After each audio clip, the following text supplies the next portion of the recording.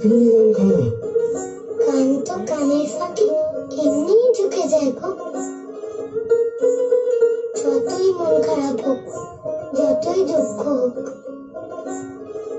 তাকে যে ঠেকাতে পারিনি।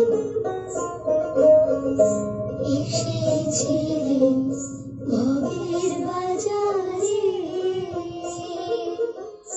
ছয় চোরাতে চুপি করে গরু বাঁধলো আমারে।